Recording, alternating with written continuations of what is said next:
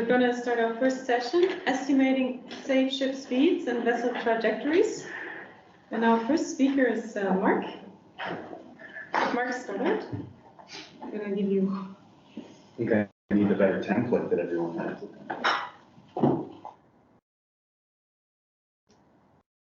Mark Stoddard is a defense scientist at Defense Research and Development Canada. He has a specialization in acoustic processing for naval and maritime air operations.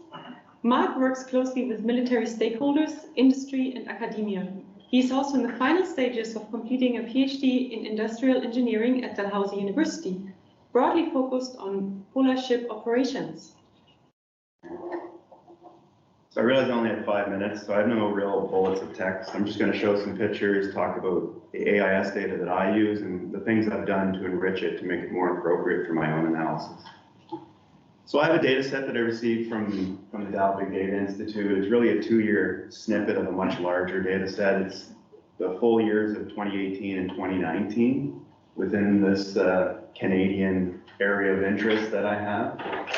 And a lot of the work that I need to do is be able to associate ship operations with historical ice conditions. So I have historical ship position information from AIS, their speed, ship identification information, and a lot of the effort in my research is associating those ship observations with the ice conditions at that time and space.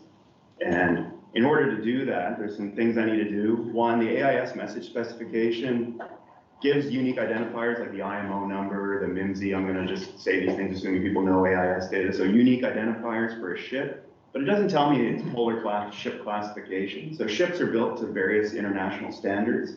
The ones I'm most interested in are the standards that relate to its capabilities to operate in ice. So one of the big things I have to do to enrich my AIS data is to first join polar class ship, the ship ice classification with the AIS message. That's one big effort that I had, where I had some information from Lloyd's registry on here's 11,000 ships with their IMO and their ice classifications. I had to go through my AIS data set and figure out where can I join on those attributes. So I have IMO and ship class, and let's join those attributes. So these were the results of that. So I really only focus on the lighter ice classes from the Finnish-Swedish ice class system. That's this ice class 2, 1C, 1B, 1A, 1A super. Those mean things to people that operate or study Arctic shipping. They're design standards that tell me the ship's capability, at least based on its design to operate in ice.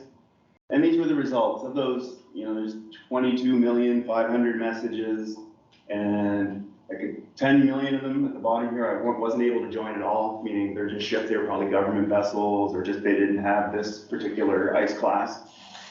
So they were almost ignored right from the get-go. And those are the results from joining with the other ships. And what I'm showing is the number of individual AIS messages in the left column here, and then here are the unique IMOs associated with those ice classes. So that was the first thing I did. Then I picked one of those polar ship classes, so the 1A, which for me means a lot for the types of ships that I study. And I wanted to know what were the speeds of just that one particular class of ship throughout the Arctic. So this is using all the AIS data points that were associated with that 1A, which maps to this PC7, but you don't need to worry about that, to try and understand the speed regimes that are used in the Arctic. So by plotting it as a histogram, I can see that there's a nice multimodal distribution building where I've got a peak around 14 knots. So that's, the speed of commerce typically in the maritime domain. Especially in the Arctic, it's a little bit slower. Even if they're operating in open water, they're still going to operate a bit more cautiously. And then we see peaks at slower speeds. And for me, that's kind of like the idea within my research is more that shift in speed to the lower speed regimes is more to relate with the ice condition or the ice risk present at that time and place. So the rest of my research was all about trying to go, instead of just talking about speeds, that I have speeds and some way to tell me something about the risk associated with that. So I need to talk about ice risk assessment. So in here, there's industry standard tools that allow a ship. I'm standing on the ship and I'm looking at the ice conditions around me. I know what ice is there, what concentration it's in, and then I can do ice risk assessment to give me a go, no go, or proceed at caution, with caution. The system used internationally is called POLARIS. It's developed by the World Maritime Organization and pushed out under the Polar Code to all ships operating in the North. And it allows ship operators, one, to make decisions tactically on board the ship, like right here and now, should I go or not go? Should I request icebreaker assistance?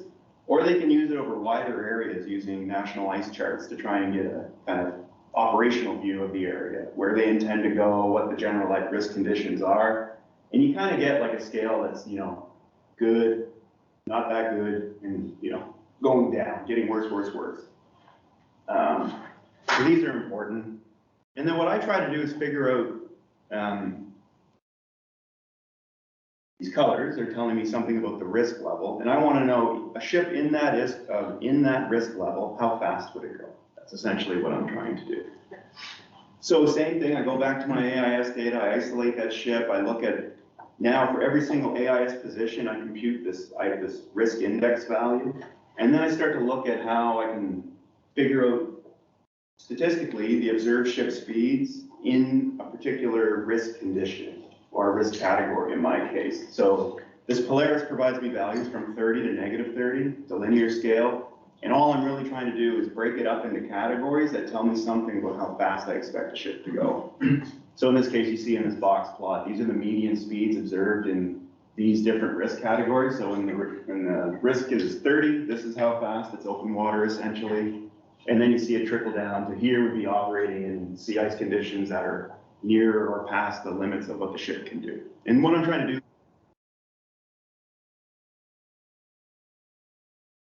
using these more accurate numbers.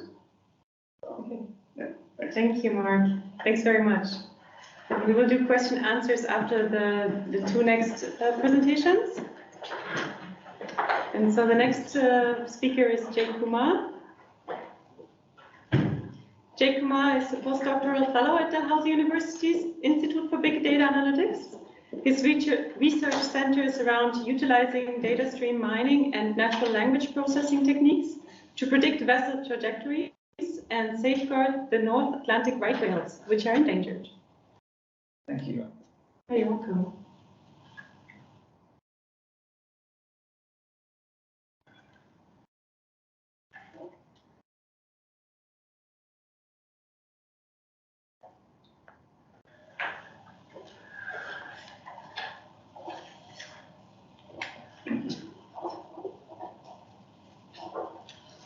Hello everyone again. So from the title, I have been working for more than a year with the AIS data, and my project includes for long-term trajectory forecasting. What are the intuition for that is actually for almost more than 2 decades, North Atlantic right whales are endangered, and so 2 common reasons are highlighted for the deaths of many North Atlantic right whales, which is either they are striking with the larger vessels or they are entangled with the fishing gears. So my study focuses on trajectory forecasting for long term because there are 2 things involved in that. First, what are the movements of the whales over the oceans, which are research area of biological sciences, and there have been a series of publications on how they seasonally move, and my task is to see that what are the risk areas where there is a chance to entangle, for the vessel strike with the whales. So this is the area of interest I'm working on in the Canadian waters, and really you can see there's a yellow intense area where during the current study into 1921, this is the highest chances of the movement where the whales can move into that particular area. And on the background, we can see the density map. This is the 5 years density map of cargo and tanker vessels, and currently I'm focusing on the movement of cargo and tanker vessels. The reason is that there's a high chance they strike with them because they usually go on a high speed. So yeah, this is the all includes in my research focus. everybody shows that how the AIS like works. I wanted to give a little bit insight that how a single point looks like when a vessel is going on a particular track. So it shows like it depends on either it's VMS definitely or AIS data, and this is like few fields that how what kind of data when transmit like when a ship transmits the data, what are the values like that. So again, coming back to the same focus of area, what I did that I needed to predict for longer trajectory predictions. So in the literature, there are very few works which focused on like trajectory. We target to focus on either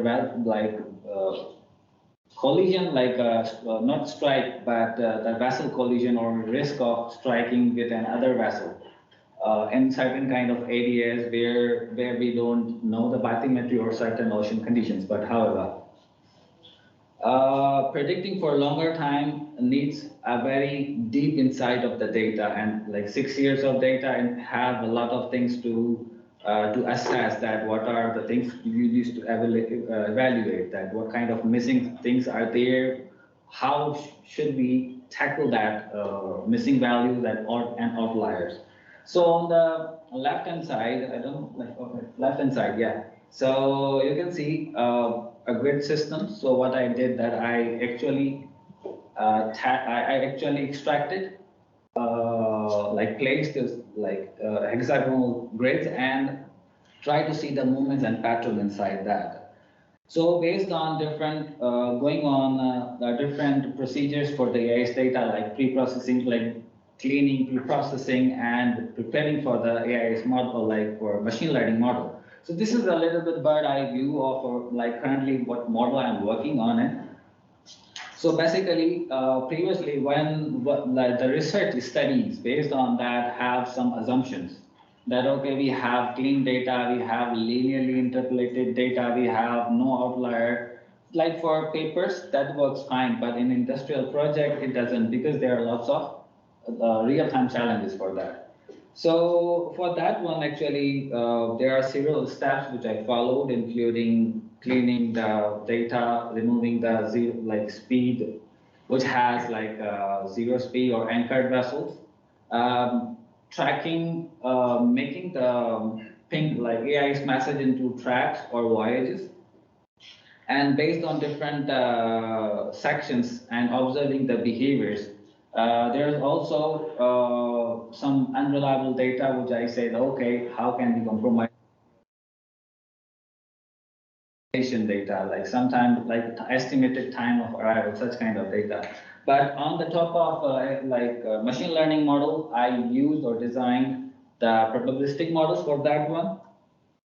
Here are a few trajectories, which currently I'm working on that model, and somehow it is actually estimating 12 hours trajectory. Still, it's learning. It's not that good in more complex parts, but that's how currently I'm working on. Thank you. Thank you very much, Jay.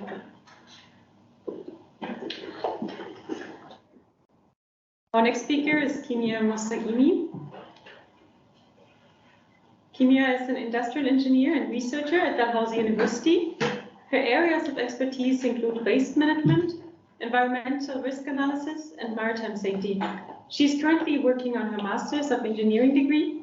Her thesis focuses on modeling and the analysis of a maximum expected time to rescue in the Arctic by utilizing AIS data. Hi everyone, I'm really glad to be here. Today I'd like to talk about maximum expected time to rescue in Canadian Arctic waters.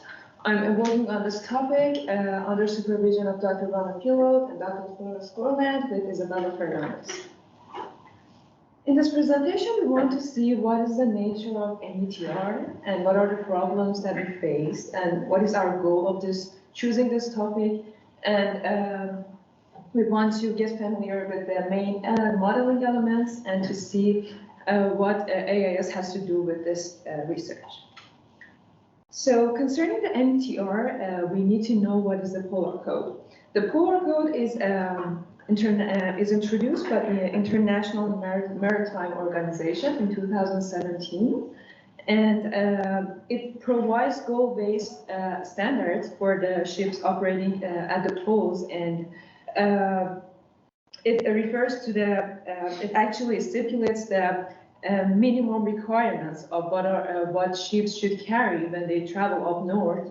And it says that they have at least 5 days of, they should at least have 5 days worth of equipment for all of the people on board while they're waiting for the rescue team to arrive. So our problem in here is that we don't know if this 5 days is enough time to provide rescue services everywhere in the Canadian Arctic. And our goal is to develop a multivariable assessment method to assist in determining the maximum expected time of rescue in various circumstances. MTR is closely related to the different types of assets when we want to respond to the accident or incident in the Arctic. So there are 3 types of resources in these situations. The first one is marine vessels that are the means used by Canadian Coast Guard. And the second one, and the vessels of opportunity, which are any other vessels except for the Canadian Coast Guard vessels. And we have the air response air assets that are provided with Royal Canadian Air Force, and we have the local response by the Northerners. So we want to develop models for 2 sets of action when we want to respond by marine assets or we want to do it by air assets. On the other hand, we know that MTR can changes based on different factors, like where the incident is happening, or how many vessels are, how many people are on the board, and what are the environment and the season the ship is operating in. Oceanographic or meteorological conditions affect this MTR as well, and nearby place of safety and northern response capacity are other influencing factors. So we need to generate different scenarios concerning these factors to see how our model would react in these different conditions. When we want to create scenarios and keep track of these factors, we need to have access to some sort of data. Here comes where the AIS role comes to attention. We want to use this to inform scenario generation. We want to use AIS database to inform scenario generation, probabilistically locate CCG vessels or Canadian Coast Guard vessels, probabilistically locate vessels of opportunity. We also need CSAR database, weather data, ice data, bathymetry, assets in the Arctic, and capability of assets, which could be air or marine. And what are our requests for AIS suite? If it's going to be looking for a product that is some sort of program, we want to be able to have the data based on we can update it by different grids or zones of any shape, by different time periods, like it could be daily, weekly, or monthly. Different vessels characteristics, which could include the type of the vessel, size of the ice class, and speed of the vessel.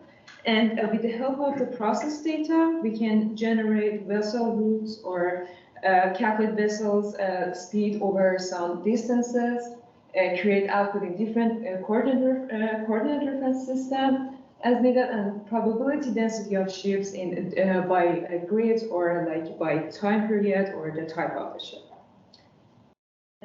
Thank you for your attention. I will be happy if you have any other questions. Thank you, Kimia. Yeah, maybe all speakers can come to the front and we can have a round. Yeah, please, Kimia, stay, and Mark and Jay, join us. Yeah, let's go to the front and then just we'll take questions now. Anything from the room? Anything online?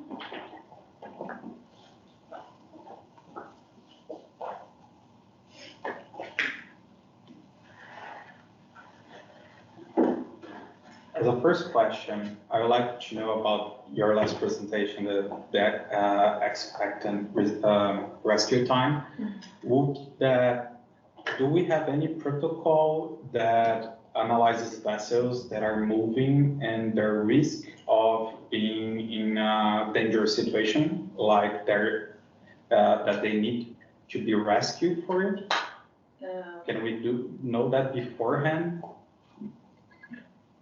Like you're saying, we can predict like Yes. in which situation we can. Yeah, so in a sense that instead of waiting the vessel to be in that situation, if we have information about the weather, about the ocean, or even about the historical data of that vessel, is there anything related to kind of assigning a type of a probability of that vessel being an endangered situation because of the ice or because of its surroundings? That's exactly what we're trying to do. Okay. Because we want to see how that vessel ended up, like in different weather condition or like ice conditions, ice regime. So this is the part that the scenarios come to attention. And there's no any standard that says in this condition you have to do like this. The only thing that they provided in the Polar Code, it was that you need to have like 5 worth of survival equipment if you are in trouble or if you're in distress for all the people on board. They didn't say any requirements concerning the weather or any situation. Okay, but I believe that you have some real examples of vessels that needed to be rescued and others that you might thought that they would, but they won't. Is this the case, or is this a different type of methodology that you are using to get that? I don't know if I get it right or wrong, but like there are some scenarios that the vessel is in distress, but like they can still stay on the ship. Mm-hmm. So they need to use those survival equipment, which is like they can last only 4 or 5 days. But there are some points that they need to evacuate the ship. In that point, we are not relying on that 5 days worth of equipment anymore. So we want to see how it's going to change, like for different situation. If it's going to be like some position that people would evacuate, so that maximum expected time could be like lesser than 5 days. Okay. Mm-hmm. Okay, got it. Thank you.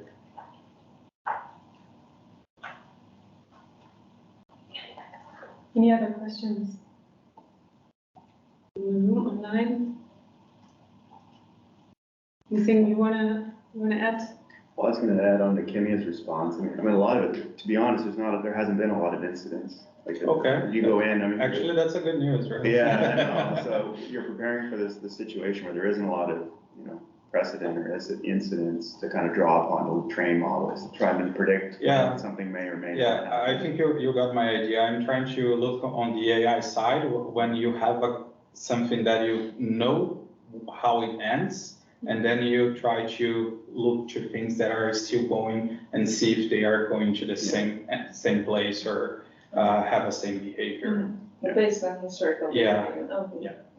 Yeah, well, most incidents in the Arctic are medevac, which are just kind of the single crew member needs to be, brought home or taken to a hospital for whatever reason, either a workplace injury or a heart attack. So it's kind of not the situation where they're drawing on these resources for self-subsistence, I guess.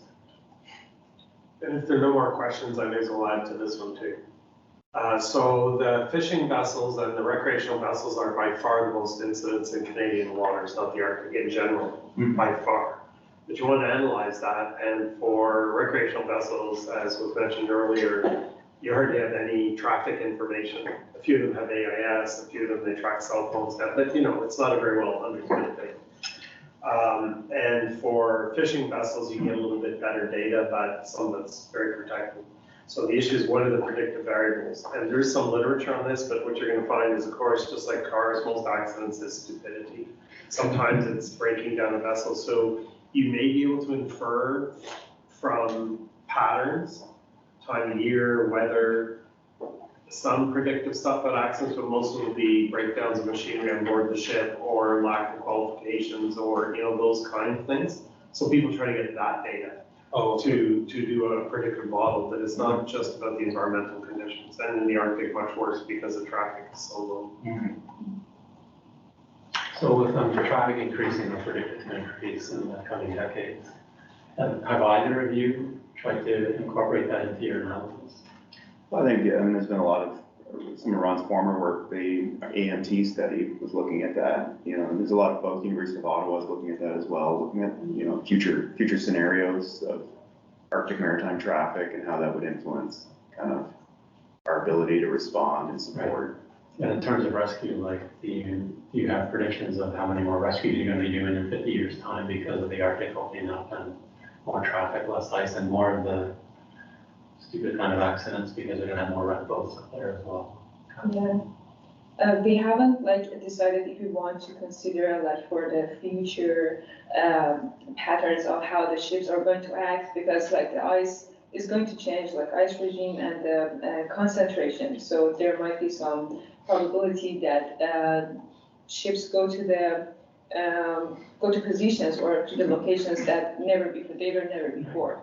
Yeah. So we haven't decided if we want to consider that or not. Yeah, but that's certain. Yeah, it's a good point. It's a very complicated question because there may be more traffic, but maybe less risky because there's less ice or something, like with climate change. But I would think even just in general from a SARS perspective, where you position stations that are responsible for rescuing, might be important to know how those patterns change, where you put your SAR stations or how much investment Coast Guard puts into.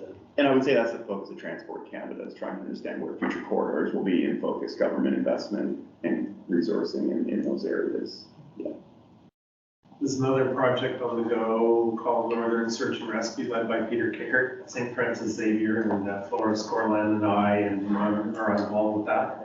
And not exactly that question. We're looking more into the future, and it's mostly scenario based. It's not, we know traffic volumes going up, but all the changes and factors, better communications amongst the local rescuers, but then more predictable ice and the pros and cons. Some of the way we'll be looking at future conditions, but probably not with just predictive models. So you don't have future conditions predicted by oceanographers and ice scientists? We might incorporate those, but we won't be probably doing numerical prediction models about traffic or accident. Yeah, we As much as scenario modeling, if this and those happen, how ready are we? Would we need more resources? Yeah, I look at, I just back in my own world, but so I use these climatological averages from say 1991 to 2020 to represent future ice conditions or something.